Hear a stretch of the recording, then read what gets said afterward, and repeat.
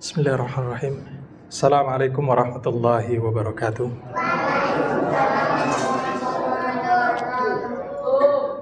Innal hamdalillah nahmaduhu wa nasta'inuhu wa nastaghfiruh wa na'udzu billahi min syururi anfusina wa min sayyiati a'malina. May yahdihillahu fala mudhillalah wa may yudlil fala hadiyalah. Asyhadu an la ilaha illallah wahdahu la syarikalah wa asyhadu anna Muhammadan abduhu wa rasuluhu la nabiyya ba'da. Amma ba'd. Puji bersyukur kita panjatkan kehadirat Allah Subhanahu wa taala atas segala nikmat yang telah Allah karuniakan kepada kita. Mudah-mudahan dengan nikmat-nikmat yang kita terima ini semakin kita meningkatkan kesyukuran kita, meningkatkan keimanan kita dan juga ketakwaan kita kepada Allah Subhanahu wa taala. Kedua kalinya salawat serta salam semoga tetap tercurah atas uswah hasanah Nabiullah Muhammad SAW yang telah berjuang menegakkan kalimatullah, memberikan nasihat kepada umat. Maka mudah-mudahan kita semua selalu bisa istiqomah mengikuti ajaran Rasulullah SAW ini. Ma'asyiral muslimin yang dimuliakan Allah, sebelum kita mulai, mari kita buka kajian kita dengan bacaan basmalah. Bismillahirrahmanirrahim. Mudah-mudahan Allah memberikan fawaid, manfaat dari kajian-kajian kita ini. Ma'asyiral muslimin yang dimuliakan Allah, kembali ke kajian kita Sirah Nabawiyah, melanjutkan tentang bagaimana zaman jahiliyah sebelum kedatangan Rasulullah sallallahu alaihi wasallam. Nah, seperti yang sempat saya sampaikan pada pertemuan yang lalu, bahwa Jazirah Arabia, terutama wilayah Makkah, Madinah dan sekitarnya, itu memang menganut ajaran yang dikenal dengan Millah Ibrahim atau ajaran agama Nabi Ibrahim. Tetapi dalam perjalanannya mengalami banyak perubahan, terutama bid'ah-bid'ah yang kemudian ditanamkan oleh tokoh-tokohnya, seperti yang kita bahas pada kesempatan yang lalu, yaitu Amr ibn Luhai, ya, yang menanamkan kesyirikan pertama kali, lalu kemudian bid'ah-bid'ah yang kemudian tersebar di Jazirah Arabia itu. Ma'asyiral muslimin yang dimuliakan Allah, jadi pada kesempatan malam hari ini kita akan kaji tentang bagaimana jahiliyah di masa itu, kemudian bagaimana Hanifiyah. Yang dimaksud Hanifiyah ini adalah berpegang kepada ajaran Nabi Ibrahim alaihissalam yang hanif, yang lurus itu. Ya. Ma'asyiral muslimin yang dimuliakan Allah, di wilayah Jazirah Arabia ini memang secara umum tauhid itu sudah berganti dengan paganisme, penyembahan berhala, atau yang kita kenal dengan istilah syirik, ya. Namun masih ada sisa-sisa ajaran Nabi Ibrahim alaihissalam, misalnya tentang syariat haji, ya, yang kemudian syariat kurban, tawaf dan lain sebagainya, ya. Tetapi penambahan ajaran-ajaran baru inilah yang kemudian mempengaruhi kehidupan bangsa Arab jahiliyah saat itu, ya. Jadi dalam agama mereka, ya, kalau kita melihat, kita bandingkan di zaman itu memang kita kenal di masa jahiliyah ada setidaknya ajaran tentang kesyirikan, lalu kemudian ajaran Yahudi, lalu kemudian ajaran Nasrani, ya. Sebab di Jazirah Arabia itu tiga ini. Kalau ajaran syirik, seperti yang kita tahu, itu memang ajaran yang kemudian dikenalkan oleh Amr ibn Luhai dengan cara mengimpor patung-patung dari wilayah Syam. Adapun Yahudi di masa itu juga memang bertahap. Awalnya memang berkumpul di wilayah Syam, di kita kenal Palestina sekarang itu. Yang kemudian pada masa Nebukadnezar sekitar tahun 600 sebelum Masehi itu dihancurkan, diserang wilayah Palestina itu, sehingga kemudian seluruh Bani Israel itu dijadikan budak. Jadi dua kali dijadikan budak itu. Yang pertama di masa Musa alaihissalam, lalu kemudian sekali lagi dijadikan budak oleh Nebukadnezar, Raja Persia, Babilonia, yang kemudian membawa seluruh Bani Israel ini ke wilayah Babilonia, yang kemudian nanti dibebaskan kembali oleh Raja Persia, yang kemudian nanti dijajah lagi oleh Romawi, kurang lebih sekitar tahun 70 setelah Masehi. Nah, yang itu kemudian karena bolak-balik dijajah seperti itu, dijadikan budak, banyak yang kemudian dari kalangan Yahudi ini pindah ke wilayah Madinah, ke wilayah Khaybar, ke wilayah Taimah, sehingga menempati beberapa basis-basis kabilah-kabilah Yahudi yang kemudian nanti di masa Rasulullah SAW menjadi musuh nyata. Nah itu. Adapun Nasrani, kalau Nasrani ini dimulai dari penaklukan Habasyah. Sebab Habasyah ini kan Kristen Ortodoks, ya, yang kemudian menaklukkan wilayah Yaman, ya, di awal-awal Masehi itu, yang kemudian juga terjadi penaklukan dari Romawi, ya, yang kemudian menaklukkan wilayah Syam saat itu, sehingga kenapa kemudian di Syam di masa Rasulullah ketika ditaklukkan Romawi itu banyak bangsa Arab yang masuk Kristen, sementara Yaman juga banyak bangsa Arab yang masuk Kristen, wilayah Najran misalnya. Nah itu. Nah, artinya kita melihat memang di Jazirah Arabia ada setidaknya 3 aliran kepercayaan tadi. Syirik, kemudian Yahudi, kemudian Nasrani. Kemudian kembali lagi ke Makkah secara khusus. Dari ajaran-ajaran Nabi Ibrahim yang tersisa itu dipengaruhi oleh bid'ah-bid'ah yang mereka ciptakan. Ya, kita tahu yang disebut bid'ah itu adalah sesuatu yang diadakan oleh orang yang dianggap sebagai bagian dari agama. Nah itu. Nah kalau di masa itu tentu saja bid'ah-bid'ah ini dianggap sebagai ajaran Nabi Ibrahim, padahal bukan. Nah itu. Dan bid'ah-bid'ah ini itu tidak sekedar kemudian menambah macam sholatnya atau barangkali doanya, tidak. Lebih parah lagi karena mengandung sifat kesyirikan dan kekufuran mereka. Nah, di antara misalnya bid'ah yang muncul di masa itu mereka mengubah doa talbiyah.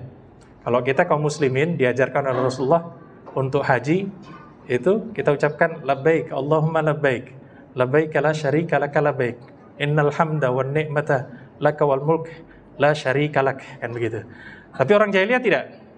Labbaik Allahumma labbaik, labbaik la syarika laka labbaik illa syarikan huwalak mimman malak wa memmalak. Nah itu ada tambahan doa-doa tersebut tapi isinya syirik. Jadi ketika diterjemahkan labbaik Allahumma labbaik, aku penuhi panggilanmu ya Allah, ya, la syarika laka labbaik, engkau tidak punya sekutu, ya, aku penuhi panggilanmu, illa syarikan huwalak, kecuali sekutu yang memang milikmu. Nah itu, ini tambahan bid'ahnya itu. Tapi tambahannya tidak sekedar menambah doa saja, tapi mengimaninya, sebab mereka meyakini bahwasanya sekutu-sekutu ini memang dipilih oleh Allah Subhanahu wa taala, padahal tidak ada dasarnya sama sekali, sebab tidak ada nabi di masa itu di wilayah Makkah tadi. Kemudian yang berikutnya yang juga termasuk bid'ah itu ada yang namanya tawaf telanjang. Mohon maaf ini bahasanya barangkali vulgar, tapi saya jelaskan begini. Jadi orang-orang Makkah itu mereka menamai dirinya sebagai al-humus. Al-humus itu berarti orang-orang yang memang mewarisi tanah haram, mewarisi wilayah Makkah ini dari Ibrahim alaihissalam. Yang kemudian karena mereka merasa derajatnya lebih tinggi daripada orang-orang lain, mereka sebut dirinya humus karena mereka tinggal di tanah haram. Sementara orang-orang yang tinggal di tanah halal itu punya aturan tersendiri. Jadi siapapun yang tinggal di tanah halal masuk ke wilayah haram, itu mereka harus melepaskan semua miliknya yang dari tanah halal. Apakah itu pakaian, apakah itu makanan, semuanya harus dilepaskan kalau mau haji. Nah itu. Jadi ketika mereka masuk, ya sudah, yang laki-laki melepaskan pakaiannya, yang perempuan juga melepaskan pakaiannya kecuali untuk menutup aurat yang paling mughalladah itu, ya. Yang kemudian mereka berniat haji. Kalau kemudian penduduk Makkah itu, yaitu penduduk haram tadi, kasihan memberi pakaian, maka mereka pakai pakaian tersebut sehingga mereka bisa haji dalam kondisi tidak telanjang. Tetapi kalau kemudian kehabisan pakaian, penduduk Makkah tidak memberi, maka dia harus masuk tawaf di Baitul Haram itu, Baitullah ini dalam kondisi telanjang. Tidak peduli laki-laki, tidak peduli perempuan. Nah itu. Nah ini kepercayaan mereka. Mereka anggap ya inilah kebaikan kita. Nah itu.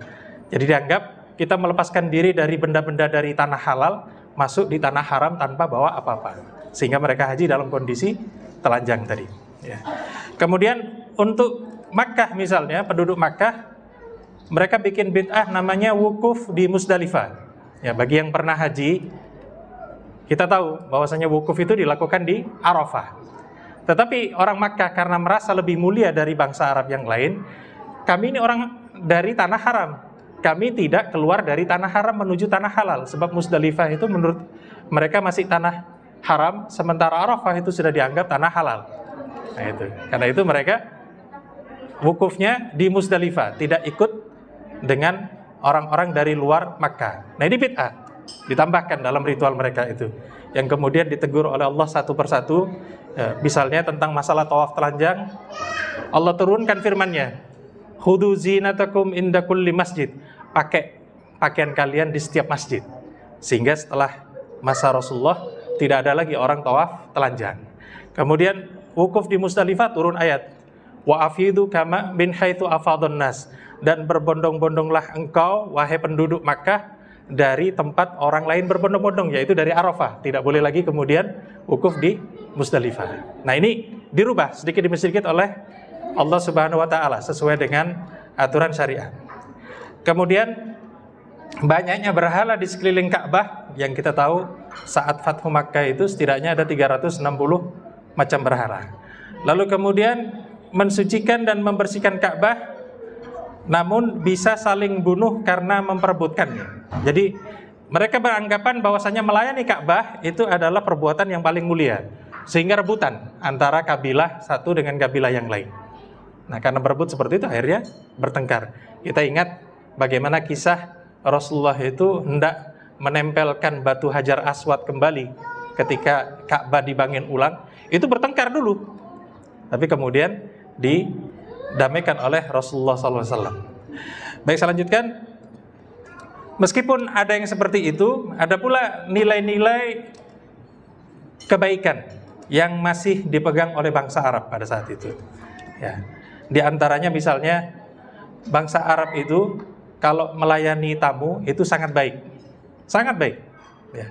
Ya barangkali kalau orang Indonesia bertamu paling dapat air atau lebih banter sedikit dapat teh. Kalau 1 jam dikasih sarapan barangkali. Nah itu.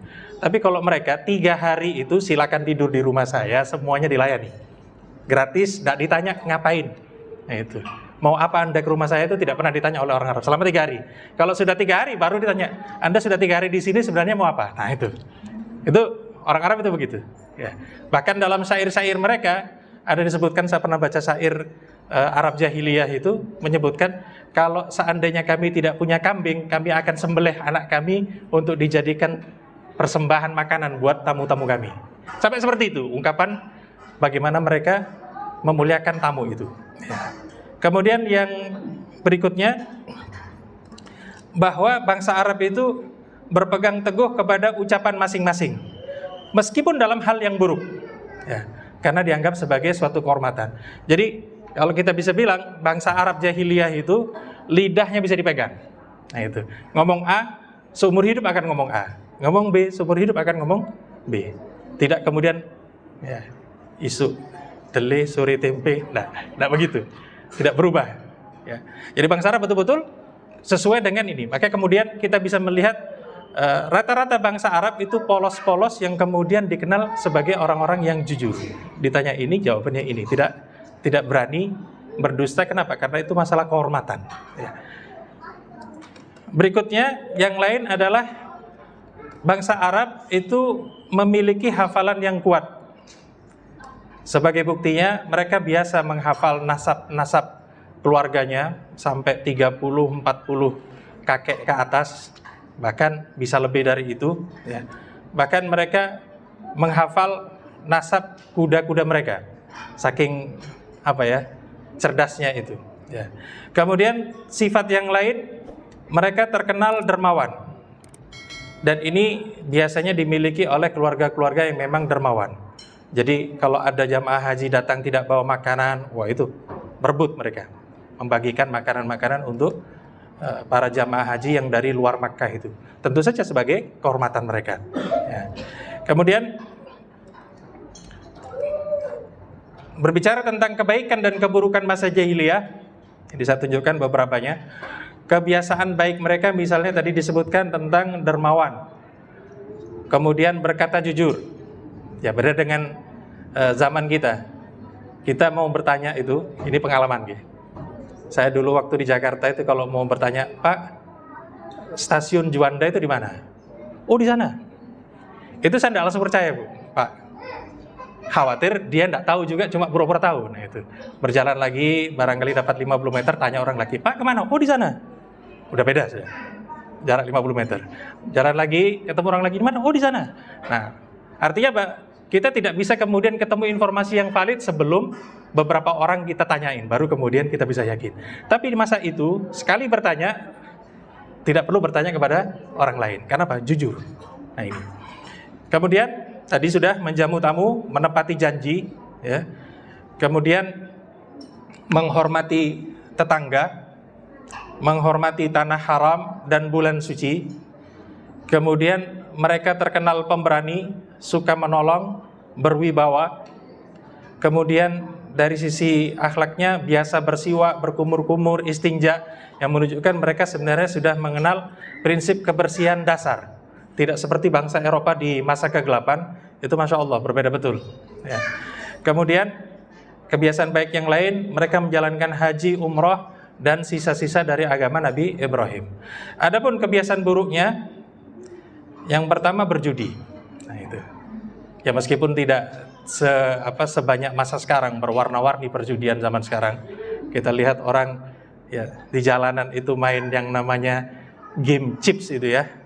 Itu judi luar biasa itu, mempengaruhi betul. Nah, kalau judi di masa jahiliyah itu seringkali taruhannya menggunakan hewan. Jadi 10 orang misalnya menggunakan anak panah. Nanti kemudian anak panah itu ada yang ditulis 1/1, 1/2, 1/3, 1/4 sampai 1/8 misalnya. Jadi nanti onta itu dibagi sesuai dengan saham masing-masing tadi. Yang dapat 1/3 berarti dia mengambil daging 1/3. Nah itu dibayari oleh yang kemudian yang mendapatkan kecil. Artinya dia mendapatkan separuh misalnya, tapi gratis separuh. Tapi yang terakhir yang dapat misalnya cuma 1/8, apalagi tidak dapat sama sekali, dia yang kebagian bayar. Nah itu. Nah ini. Cuma ketika mereka menang, itu tidak kemudian dimakan oleh mereka, tidak. Biasanya dibagikan kepada fakir miskin. Itulah sebabnya kenapa dalam Al-Quran disebutkan yas'alunaka 'anil khamri wal maisir. Mereka bertanya kepada engkau tentang khamr dan perjudian itu. Lalu dijawab oleh Allah Subhanahu wa taala, "Kul fihi ma itsmun kabir wa manafi'u linnas." Katakan bahwasanya di dalam perjudian ataupun khamr itu ada itsmun, ada dosa ya, yang besar. Tapi ada juga kemudian manfaatnya. Apa manfaatnya? Yaitu tadi, kalau mereka menang, itu tidak mereka makan, mereka bagikan kepada fakir miskin. Tapi tentu saja ada bagian jeleknya. Sebab apa? Judi itu pasti menimbulkan cekcok. Yang kalah itu pasti marah karena kehilangan hartanya. Nah itu. Kemudian kebiasaan buruk yang lain, mengubur bayi perempuan hidup-hidup. Ya, ini yang pernah saya ceritakan tentang seorang raja yang kemudian dikhianati oleh putrinya, yang kemudian dia bersumpah untuk mengubur anak-anak perempuannya kalau terlahir di masa yang akan datang. Ya. Kemudian tentang minum khamar, ini juga banyak di bangsa Arab, bahkan syair-syair mereka itu sampai seperti itu. Misalnya mereka menyebutkan, kalau aku meninggal dunia nanti, kuburkan aku di bawah pohon anggur agar aku bisa rasakan anggur tersebut. Padahal namanya akar anggur itu kan tidak berasa apa-apa. Nah itu. Tapi mereka membayangkan seperti itu. Jadi mereka berharap dalam kematian pun masih bisa mabuk. Nah itu. Kemudian fanatisme kabilah. Rata-rata bangsa Arab ya, meskipun yang dari Yaman ataupun yang keturunan di Indonesia, itu sangat sulit kemudian menikahkan anak-anak perempuannya dengan orang yang non-Arab. Itu jarang. Biasanya kalau perempuannya Arab dicarikan laki-laki Arab, tapi kalau laki-laki Arab dicarikan perempuan Jawa, perempuan Sunda, tidak masalah. Nah itu. Nah ini kesukuannya, karena mereka tidak ingin kemudian anak-anak keturunan itu terlepas dari kabilahnya. Nah itu. Kemudian mengundi nasib dengan anak panah, ini juga sama. Mirip dengan perjudian, hanya bedanya mengundi nasib dalam masa jahiliyah itu menggunakan 3 anak panah. Yang pertama ada tulisannya na'am. Na'am itu berarti ya. Yang kedua ada tulisannya la, artinya tidak. Yang ketiga kosong. Jadi misalnya saya mau bisnis gitu, atau berangkat ke Syam, diundi dulu. Kalau keluar na'am berarti saya berangkat tahun itu. Tapi kalau keluar la, berarti tahun ini saya tidak berangkat. Ya sudah, nunggu nanti tahun depan. Nah itu. Jadi mereka betul-betul nasib itu dipercayakan kepada hanya anak panah, tidak kepada takdir Allah Subhanahu wa taala. Nah ini. Kemudian tawaf dengan cara yang salah tadi sudah, yaitu dengan cara telanjang, ya. Kemudian mengubah doa talbiyah, kemudian ada model pernikahan batil. Nah ini diceritakan oleh Aisyah radhiyallahu anha. Beliau menyampaikan bahwa di masa jahiliyah itu ada 4 pernikahan, ya, 4 macam model pernikahan. Yang pertama disebut nikahul wiladah, yaitu pernikahan di mana seorang laki-laki datang kepada wali seorang perempuan melamar, lalu diterima, lalu diakadkan, nikah, jadi suami istri, lalu kemudian mendapatkan keturunan. Dan itu kita tahu ini pernikahan biasa, seperti yang kita tahu. Yang kedua ada nikah yang namanya nikahul istibdo'. Ya, istibdo' itu maknanya mencari keturunan. Misal suami istri pengen punya anak dari keturunan orang terpandang. Nah itu. Maka suaminya menyuruh istrinya, kamu pergi ke rumahnya si fulan yang terpandang itu. Dia orang kaya atau barangkali pembesar atau barangkali raja. Kamu tinggal di situ sampai kamu hamil. Nah itu. Ya udah, tinggal di situ sampai hamil. Nanti kalau sudah jelas hamilnya baru pulang. Supaya anak-anaknya ini, oh ini kualitas tinggi, kualitas unggul dari keturunan orang-orang yang hebat tadi. Nah itu istibdo'. Nah itu tentu saja zina, ya kan? Jadi istrinya diperintah untuk berzina tadi. Kemudian yang ketiga ada namanya nikahur rahti. Ya ar-rahtu itu artinya kelompok. Yaitu pernikahan bentuknya kurang lebih sekitar 10 laki-laki yang kemudian berhubungan dengan seorang perempuan. Giliran. Hari ini si fulan, besok si fulan, besok si fulan lagi. 10 orang itu. Sampai hamil. Nah itu. Jadi tidak jelas bapaknya siapa. Karena giliran tadi, tiap hari. Nah, ketika sudah melahirkan, maka si perempuan ini memanggil semua orang yang pernah berhubungan dengan dirinya tadi, dikumpulkan di rumahnya. Kalian sudah tahu, kalian sudah melakukan apa yang sudah kalian lakukan itu. Sekarang aku hamil, sekarang aku melahirkan. Maka ini adalah anakmu si fulan. Dia bebas menunjuk siapa saja yang jadi ayah dari anak tersebut.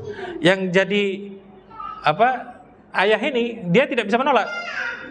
Ya, kenapa? Karena memang sudah kesepakatan dari awal. Kalau Anda berhubungan, ya sudah, nanti kalau misalnya ditunjuk, maka Anda jadi ayahnya. Padahal belum tentu itu anaknya. Nah ini nikahur rahat namanya. Kemudian yang terakhir disebut sebagai nikahur rayah, nikah bendera. Ya maksudnya ini adalah para pezina, para pelacur, di mana mereka punya tenda-tenda khusus yang kemudian dipasang bendera di situ. Siapapun yang masuk ke situ lalu melakukan hubungan, ya, melakukan perzinahan, dicatat. Siapapun itu, masuk, terserah. Sampai wanita ini hamil, sampai kemudian dia melahirkan. Nah, ketika sudah melahirkan, dipanggillah ahli tubuh. Ya, biasanya dia ahli membedakan antara satu kaki dengan kaki yang lain. Jadi nanti yang pernah masuk ke tenda tersebut dipanggil semua, dilihat kakinya masing-masing, dibandingkan dengan kaki si bayi ini. Mana yang mirip? Oh berarti kamu bapaknya, itu. Kamu orang tuanya. Nah itu, ya nggak bisa nolak. Itu. Akhirnya kemudian dia menjadi ayah dari anak tersebut. Nah 3 pernikahan yang terakhir ini kemudian dihapuskan oleh Rasulullah Sallallahu Alaihi Wasallam. Karena apa? Semuanya bentuknya bentuk zina. Nah itu. Nah ini kebiasaan buruk di masa mereka. Kemudian tentang bersolek, ini juga terlihat betul di masa jahiliyah itu, bagaimana kemudian kaum wanita itu berlenggak-lenggok menggunakan pakaian yang yang kita katakan semi transparan begitu ya. Dan itu banyak dijumpai di masa jahiliyah itu. Ya. Ini kebiasaan-kebiasaan buruk mereka. Kemudian dari alam jahiliyah seperti ini, apakah semua orang itu betul-betul jahiliyah atau ada orang yang kemudian memang sadar ini rusak, ini kemudian harus dijauhi? Ternyata ada, ma'asyiral muslimin yang dimuliakan Allah. Saya tunjukkan di sini ya. Ada beberapa orang di masa jahiliyah itu yang memang dikenal dia menolak penyembahan berhala. Nah, itu. Salah satunya ada yang namanya Utsman ibnu Al-Huwairis ya, yang ada di wilayah Syam, lalu kemudian dia memeluk agama Nasrani yang kemudian memiliki kedudukan di pemerintahan Kaisar Romawi. Artinya apa? Dia orang Arab yang mestinya mengikuti jahiliyah, tapi ternyata dia memilih masuk Kristen. Kemudian ada Ubaidillah bin Jahsh, ini masuk Islam ya. Lalu menikah dengan Ummu Habibah, putrinya Abu Sufyan. Abu Sufyan saat itu masih musyrik, tapi Ummu Habibah itu kemudian masuk Islam bersama suaminya. Nah, karena ditekan terus oleh keluarga Abu Sufyan, keluarga besarnya yang Quraisy tadi, akhirnya mereka hijrah ke Habasyah. Ketika sampai di Habasyah, Ubaidillah justru kemudian tertarik dengan agama Kristen. Akhirnya dia murtad. Nah itu. Nah, karena murtad berarti Ummu Habibah otomatis tercerai dari suaminya itu. Yang kemudian ketika Rasulullah mendengar bahwasanya Ummu Habibah itu seorang diri, tidak ada suaminya, keluarganya memusuhi dia, akhirnya kemudian Rasulullah dilamar. Diutus seorang sahabat untuk berangkat ke Habasyah, dilamarlah Ummu Habibah di sana, kemudian dinikahkan oleh Raja Najasyi. Jadi Raja Najasyi sebagai walinya, karena perempuan ini tidak punya wali, keluarganya kafir semua, musyrik. Nah itu. Dinikahkan, lalu maharnya dibayar oleh Raja Najasyi, baru kemudian dikirim ke Madinah menjadi istri Rasulullah SAW. Ya, ini kita katakan, oh ini pernikahan jarak jauh, kan begitu ya. Nah itu. Karena apa? Rasulullah mewakilkan tadi. Kemudian ada pula Waraqah bin Naufal bin Asad ibn Abdul Uzza, yang kita kenal sebagai sepupu dari Khadijah binti Khuwailid radhiyallahu anha, istri Rasulullah sallallahu alaihi wasallam. Nah, Waraqah ini itu dikenal memeluk Nasrani dan dikenal pula bisa beberapa bahasa. Jadi bisa bahasa Ibraniyah, termasuk juga bisa bahasa Arab ini. Nah, yang kemudian ketika Rasulullah melamar Khadijah, Waraqah lah yang menerima lamaran Rasulullah itu ketika umur 25 tahun itu nanti. Nah, yang di sini Waraqah ini mengikuti akidah Nasrani yang masih lurus, yang masih bertauhid. Sebab setelah itu kemudian banyak perubahan dari agama Nasrani, terutama di wilayah Romawi, yang menganggap bahwa Isa alaihissalam itu sebagai Tuhan. Nah, berikutnya yang keempat, Zaid ibnu Amr ibnu Nufail. Ini ayah dari sahabat Sa'id ibnu Zaid radhiyallahu anhu, yang merupakan sepupu dari sahabat Umar ibnu Khattab radhiyallahu anhu. Ya. Yang saat itu Zaid itu tetap berpegang kepada ajaran agama Ibrahim, tidak mau menyembah berhala. Ya. Kemudian ia mengetahui dari ahli kitab, baik Yahudi ataupun Nasrani, tentang adanya nabi terakhir, bahwa nanti di wilayah Makkah akan muncul seorang nabi. Akhirnya jadi Zaid ini berangkat ke wilayah Syam, berbicara dengan tokoh-tokoh pendeta ataupun tokoh-tokoh rahib Yahudi di sana. Dikasih tahu ini akhir zaman akan muncul seorang nabi terakhir di wilayah Jazirah Arabia. Itu. Akhirnya dia datang kembali, pulang ke Makkah. Tapi ternyata dalam perjalanan ke Makkah dia dibunuh orang. Nah, itu. Tapi sudah dalam perjalanan mencari Rasulullah SAW itu. Kemudian yang kelima ada Abu Qais ibnul Aslat. Ya. Imam Adz-Dzahabi menyebutkan Abu Qais ini dari kalangan Al-Aus, ya, kabilah Al-Aus yang ada di wilayah Madinah, yang kemudian ia mentauhidkan Allah lalu mendorong kabilahnya untuk mengikuti Rasulullah Sallallahu Alaihi Wasallam. Tapi masalahnya kemudian dia kenal dengan seorang munafik yang namanya Abdullah bin Ubay bin Salul, yang dirayu, jangan masuk Islam dulu, tunggu tahun depan. Kita lihat Muhammad ini betul atau tidak. Kalau omongnya jujur, lalu kemudian banyak pengikutnya, nah nanti tahun depan baru kita menyatakan masuk Islam. Jadi tidak langsung. Akhirnya Abu Qais menerima nasihat atau saran dari Abdullah bin Ubay tadi untuk menunda keislamannya. Tapi ternyata umurnya tidak panjang. Nah, itu. Jadi belum 1 tahun, sekarat dia. Yang kemudian di akhir hidupnya itu mengucapkan Allah, Allah, tapi belum syahadat. Nah, itu. Artinya di sini kita bisa melihat di wilayah Jazirah Arabia meskipun jahiliyahnya luar biasa, tetapi ada orang-orang yang memang sadar tidak mau menyembah berhala itu. Termasuk diantaranya sahabat Abu Bakar Siddiq radhiyallahu anhu, termasuk juga Utsman ibn Affan, itu sama sekali tidak menyembah berhala. Ya. Kemudian dari bentuk masyarakat yang seperti ini, ya, yang akidahnya rusak, agamanya rusak, ya, syariatnya rusak, ya, akhlaknya rusak, hubungan sosialnya juga rusak. Pertanyaannya kemudian, kenapa kemudian Rasulullah diturunkan di tempat yang seperti itu? Nah, itu di wilayah Jazirah Arabia ini. Jadi bila kita bertanya, mengapa Rasulullah itu diturunkan di Arab? Kenapa tidak di Jawa saja? Kenapa tidak di Surabaya saja? Nah, itu. Kenapa di Arab? Atau kenapa tidak di wilayah Romawi misalnya, atau Persia misalnya, atau India misalnya? Kenapa di Arab? Nah, itu. Nah, yang pertama sebagai jawabannya adalah karena Jazirah Arabia itu tempat agamanya Nabi Ibrahim alaihissalam, yang merupakan ayahanda dari seluruh nabi. Ya.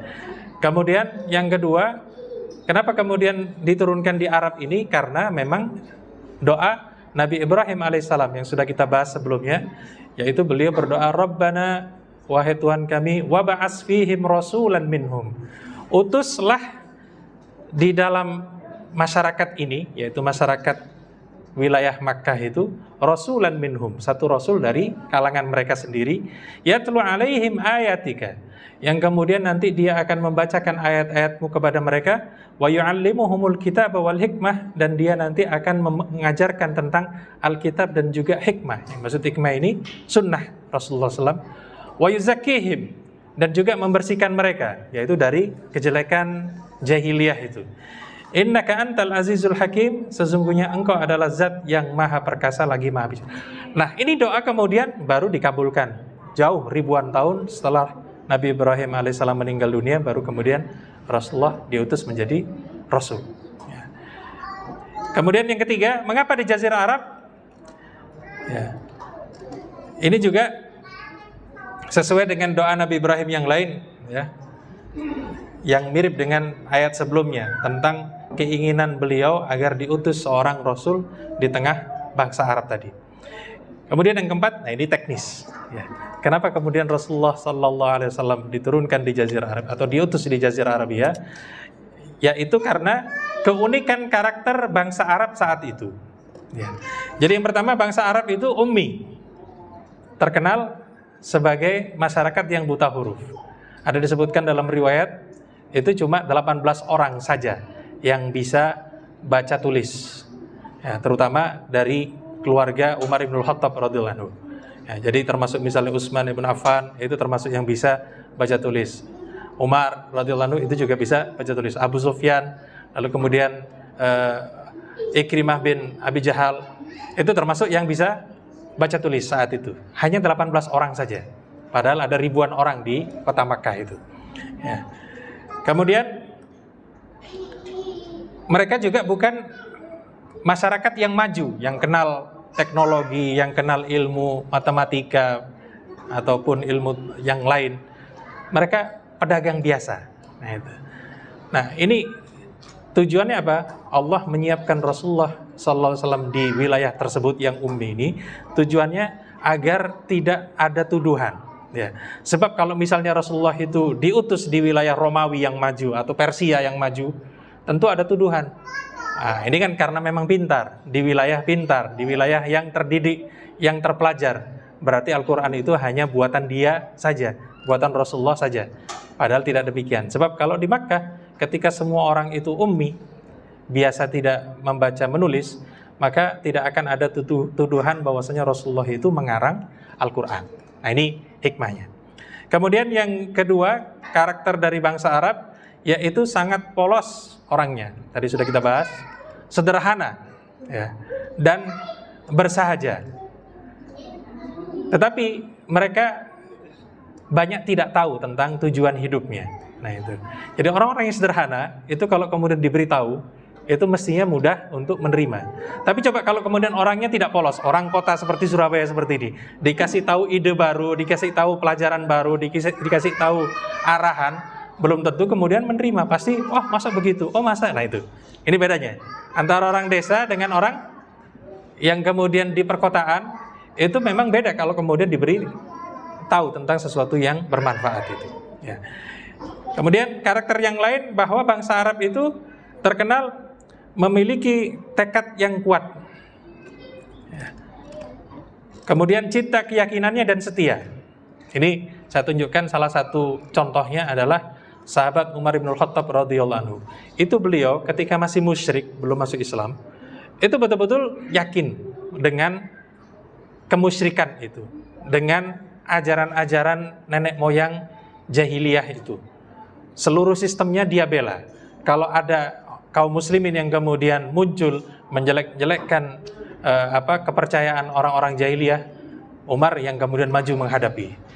Disebutkan misalnya bagaimana saking kerasnya Umar bin Khattab itu karena punya tekad itu beliau pernah memukuli seorang budak yang ketahuan masuk Islam, dipukul sampai tangan beliau pegel. Setelah agak enak, dipukul lagi sampai pegel lagi. Berkali-kali itu sampai pegel. Nah, itu untuk menunjukkan bagaimana Umar bin Khattab itu mempertahankan ini, yang termasuk dari karakter bangsa Arab saat itu. Kalau sudah punya keyakinan, sulit untuk berubah, membela. Tapi ini juga ada nilai plusnya. Begitu Umar bin Khattab radhiyallahu anhu masuk Islam, apa yang terjadi? Beliau juga sangat kuat memegang Islam. Nah itu. Nah, ini karakter bangsa Arab begitu. Kalau kafir luar biasa kafirnya, tapi begitu Islamnya luar biasa juga. Nah, itu. Maka kemudian ini menjadi modal dasar bagi Rasulullah SAW. Ketika nanti sahabat-sahabat yang keras pendirian itu masuk Islam, maka Islam ini menguat sampai kemudian menjadi bangunan yang kokoh itu. Tapi Umar bin Khattab radhiyallahu anhu sendiri menyampaikan nasihatnya, bahwa Islam ini talinya itu tidak kemudian dipotong begitu saja, tapi dia diuraikan satu persatu. Jadi ketika sudah kokoh, hablum minallah itu nanti akan dihilangkan oleh Allah satu persatu. Dengan cara apa? Diurai talinya itu sedikit demi sedikit. Dengan cara apa? Kata Umar bin Khattab, dengan cara munculnya generasi-generasi yang tidak kenal jahiliyah. Nah itu dia. Beliau kenal jahiliyah, hidup di masa jahiliyah, bahkan mengikuti jahiliyah. Ketika masuk Islam, maka keras. Ya. Tapi kemudian ketika muncul generasi-generasi yang tidak kenal apa itu jahiliyah, yang tidak kenal apa itu mungkar, akhirnya toleran. Ketika toleran, maka Islam ini sedikit demi sedikit akan terurai talinya, sehingga menjadi lemah. Nah, itu yang perlu kita pelajari itu. Jadi kita kenalkan kepada anak kita jahiliyah, bukan untuk diikuti, tapi untuk dijauhi. Nah itu. Sebab orang yang tidak kenal jahiliyah, dia menganggap jahiliyah itu sesuatu yang bagus, sesuatu yang biasa, sesuatu yang bisa ditolerir. Padahal jahiliyah itu pasti merusak. Nah itu, ini yang penting. Baik, kemudian yang keempat, bangsa Arab itu punya moralitas yang baik, tetapi dikotori oleh kejahiliannya. Artinya secara moral mereka itu baik, suka membantu, jujur dan seterusnya, tulus gitu. Tapi gara-gara mereka tidak tahu apa agama yang benar, maka kemudian muncul bid'ah-bid'ah dan juga kesyirikan-kesyirikan mereka ini. Nah ini yang kemudian menjadi bahan dasar untuk dakwah Rasulullah pada masa berikutnya. Kemudian yang kelima, mengapa di Jazirah Arabia bangsa Arab ini dikenal sebagai bangsa yang tidak mempunyai kemajuan materi. Mereka tidak punya istana, mereka tidak punya peralatan tempur yang luar biasa, tidak seperti Persia ataupun Romawi. Mereka tidak terdidik, itu hanya pedagang biasa. Ya, karena itu mereka tidak terbebani dengan kemewahan dan peradaban. Jadi mereka tidak kenal yang namanya yang indah, pakai kemudian emas dan sebagainya, tidak. Meskipun mereka tahu, tapi tidak menggunakan itu dalam kehidupan mereka sehari-hari. Beda dengan Romawi, semuanya emas, semuanya misalnya karpetnya itu saja kalau di Romawi zaman itu pakai kulit harimau, kulit beruang, nah itu kulit singa yang tidak dikenal oleh bangsa Arab di wilayah Makkah dan Madinah itu. Kemudian dari situ maka kita akan melihat bangsa Arab nantinya ketika kemudian mereka memeluk Islam itu justru maju karena apa?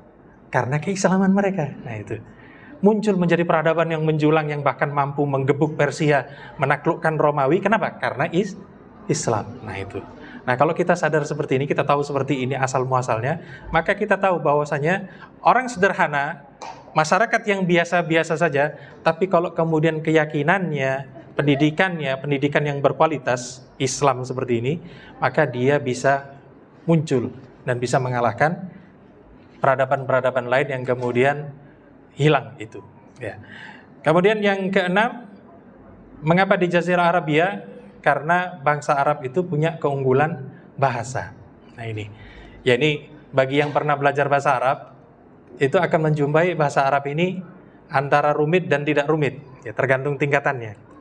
Tapi kalau sudah level tinggi belajar bahasa Arab itu, kita akan jumpa bahasa Arab itu ternyata kemudian punya makna yang sangat dalam. Seluruh bagian bahasanya ada sejarahnya. Ya sekedar contoh misalnya begini, kalau di Indonesia, bahasa Indonesia, kita menggunakan kata pepatah, itu tidak pernah ada sejarahnya. Misal, dia itu bagaikan air di daun talas, kita paham maknanya, okay? Tapi tidak pernah ada. Kenapa kemudian yang digunakan contoh itu daun talas? Kenapa tidak daun pisang misalnya? Kan tidak pernah ada. Itu. Di bahasa Arab tidak. Semua pepatah mereka itu selalu ada kejadian sebelumnya. Itu. Ada kejadian tertentu yang begini begitu, yang kemudian direkam dalam sejarah, lalu dijadikan pepatah, diwariskan secara turun-temurun. Sehingga kaya betul. Ya sekedar contoh misalnya, kalau kita menyebut hewan singa menggunakan bahasa Indonesia, apa sinonimnya singa dalam bahasa Indonesia? Tidak jumpa, ya kan? Ya singa saja.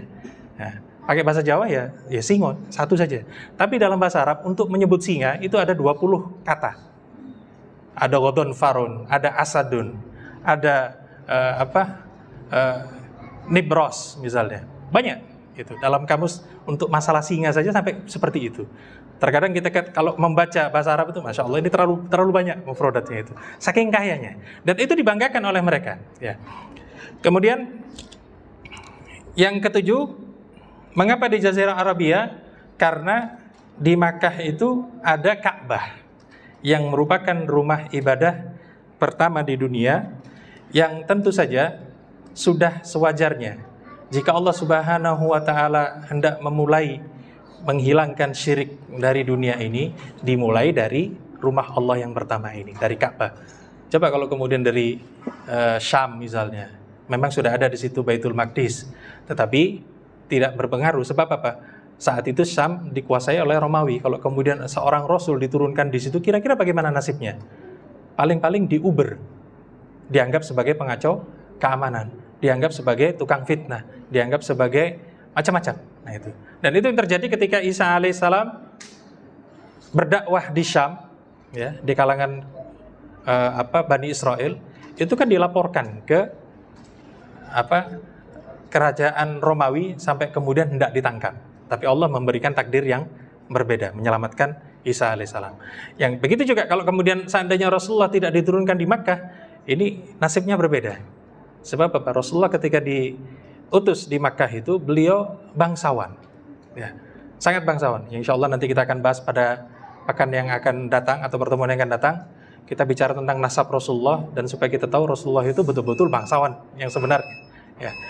Baik, jadi karena itu kemudian dari ini menjadi dasar untuk membersihkan syirik di berbagai wilayah itu. Baik, ma'asyiral muslimin yang dimuliakan Allah, saya persilakan, mungkin sudah masuk nggih.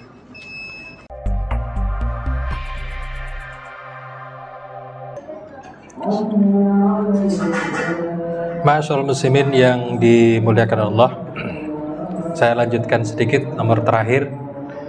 Mengapa Rasulullah diutus di Makkah, Jazirah Arabia ini? Karena Makkah saat itu memiliki keuntungan geografis. Karena bangsa Arab itu tidak di bawah kekuasaan Romawi ataupun Persia, sangat jauh. Mereka dihalangi oleh padang pasir yang sangat luas. Sehingga Romawi kenapa tidak pernah kemudian menaklukkan wilayah Makkah, ya? Begitu juga Persia, karena tidak ada untungnya buat mereka. Wilayah kering, tidak ada tempat-tempat produksi, maka mereka tidak tertarik untuk menaklukkan itu. Sehingga ini menjadi tempat yang baik. Sebab apa? Kalau Rasulullah SAW seandainya misalnya diutus di wilayah kota di Romawi misalnya, ada kemungkinan dakwahnya layu sebelum berkembang. Kenapa? Karena diserang langsung. Tapi kalau jauh, maka tidak ada kekuatan yang kemudian meruntuhkan dakwah Rasulullah SAW kecuali orang-orang lokal saja, Quraisy saja. Nah, ini yang memang sudah direncanakan oleh Allah Subhanahu wa taala melalui takdirnya, yang kemudian kita bisa rasakan dari itu.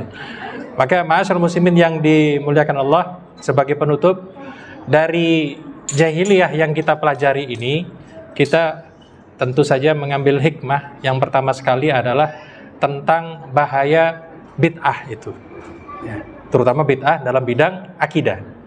Sebab apa? Bisa menyelewengkan orang lurus kemudian menjadi ini. Bayangkan bangsa Arab itu yang kemudian mengikuti ajaran Ibrahim lalu kemudian percaya sampai kepada kesyirikan tadi, ya. Karena itu perlu kita berhati-hati dalam hal yang terkait dengan masalah bid'ah ini. Yang kedua adalah pentingnya kita mempelajari tentang sifat-sifat kejahiliahan, ya, agar kita bisa tahu, oh ini jahiliyah, perlu kita hindarkan. Ini jahiliyah, perlu kita amar ma'ruf nahi mungkar di situ. Nah, ini pentingnya. Kemudian yang terakhir adalah bahwa dakwah itu memang ada strateginya. Tidak kemudian asal kita berdakwah. Kita lihat apakah satu tempat itu potensial atau tidak, mana cara yang paling baik, ya, untuk menyampaikan amar ma'ruf kita, nahi mungkar kita, apa yang harus disampaikan lebih dulu sampai kemudian meningkat menjadi sesuatu yang baik. Dan tentu saja semakin, ya, ini yang perlu diingat juga, mubaligh itu mestinya dari lokal saja dulu. Sebab apa? Dia dipercaya oleh masyarakatnya. Kalau mubalighnya asing, ya sebentar saja datang kemudian pulang, tidak ada tanggung jawab. Tapi kalau mubaligh itu dari lokal, dari tempat jenengan sendiri, masyarakat kita sendiri, maka dia akan membina terus-menerus. Nah, itu salah satu fungsi mubaligh. Seperti Rasulullah itu tidak kemudian sekedar menyampaikan ceramah lalu selesai, tidak. Beliau membina masyarakat. Nah, ini yang perlu kita perhatikan juga. Baik, ma'asyiral muslimin yang dimuliakan Allah, mudah-mudahan bermanfaat. Saya persilakan, masih ada waktu sedikit, mungkin ada yang hendak ditanyakan. Monggo.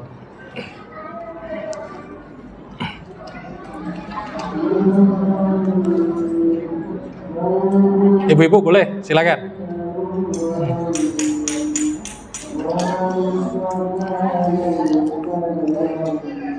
Monggo. Assalamualaikum Ustaz. Waalaikumsalam warahmatullahi wabarakatuh.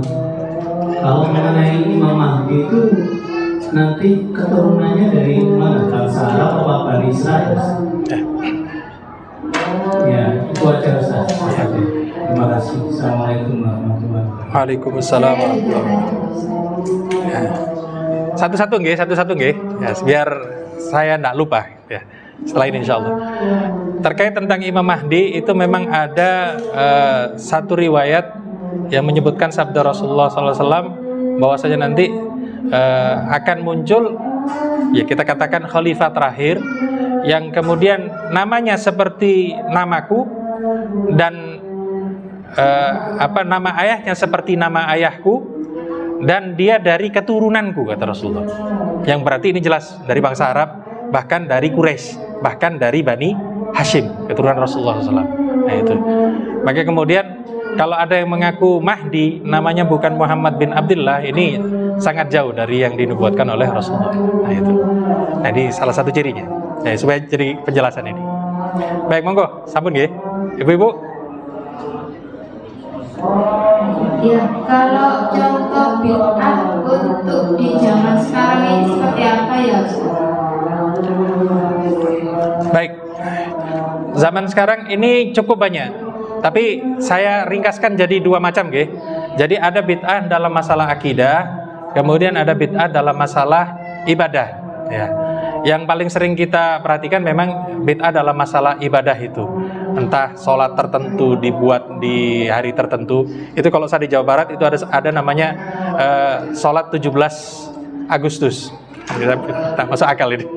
Itu. Jadi untuk merayakan 17-an itu kata mereka disunahkan untuk sholat 2 rakaat. Nah ini kan tambahan. Rasulullah tidak pernah kemudian sholat 17 Agustus, tapi dijalankan gitu. Katanya apa? Untuk rasa bersyukur.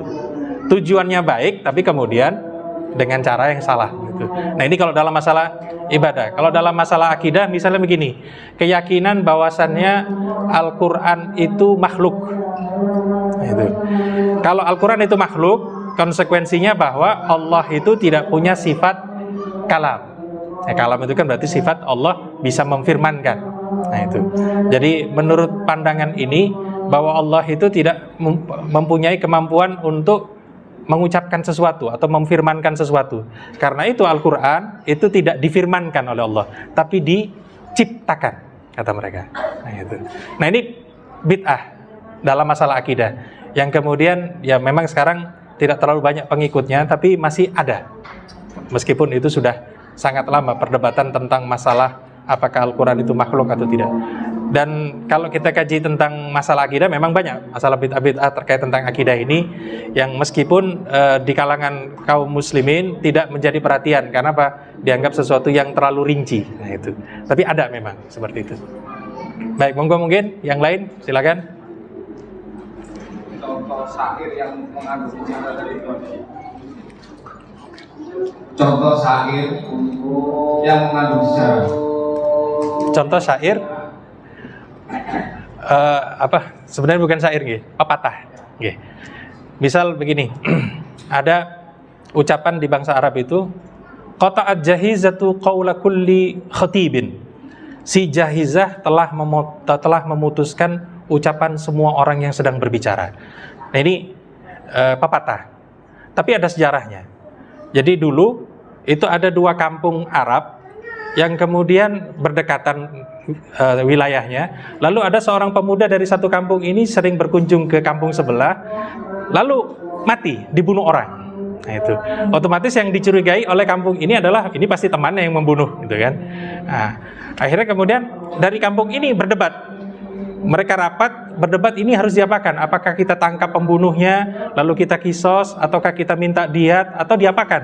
Nah, saat mereka berdebat itu ternyata keluarga dari si korban ini diam-diam berangkat ke kampung sebelah, dicari pembunuhnya, dieksekusi di sana. Mati ya. Lalu kemudian mereka kembali ketemu dengan seorang perempuan namanya Jahizah. Jahizah diberitahu, sudah itu suruh bubar rapatnya. Kami sudah bunuh orang yang membunuh keluarga kami.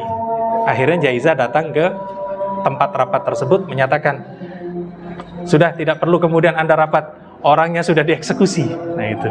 Akhirnya kemudian, ya sudah kalau begitu kita bubar. Lalu muncul istilah qata'at jahizatu qaula kulli khatib. Si Jahizah telah memutuskan seluruh ucapan orang yang sedang berbicara dalam rapat itu. Nah itu akhirnya kemudian setiap ada kejadian, setiap ada kondisi di mana ada orang yang mampu menghentikan perdebatan, maka diucapkan pepatah tadi, qata'at jahizatu qaula kulli khatib. Meskipun bukan perempuan, tetap diucapkan seperti itu. Nah ini, jadi setiap pepatah mereka itu ada sejarahnya, kejadian dulu begini, dulu begini, dulu begini. Nah, itu. Sementara bahasa Indonesia saya tidak jumpa yang seperti itu. Nah, ini kekayaan mereka itu seperti itu. Okay. Baik, cekap. Ya, mudah-mudahan bermanfaat. Ya, ini tentu saja masih ada. Monggo kalau masih ada. Baik, mudah-mudahan bermanfaat. Jadi sekali lagi itu tadi bagaimana kemudian kita ya mengkaji tentang jahiliyah itu bukan untuk mengikutinya tetapi untuk menjauh. Nah, mudah-mudahan kita semua termasuk juga bapak-bapak, ibu-ibu mampu menjaga anak-anaknya agar tidak termasuk dalam jahiliyah itu. Perlu dikaji secara khusus apa itu jahiliyah ini. Ya, terutama jahiliyah modern ini. Aku qouli hadza wa astaghfirullah li wa lakum. Kita tutup kajian kita dengan kafaratul majlis. Subhanakallahumma wa bihamdika asyhadu an la ilaha illa anta astaghfiruka wa atubu ilaik. Wassalamualaikum warahmatullahi wabarakatuh.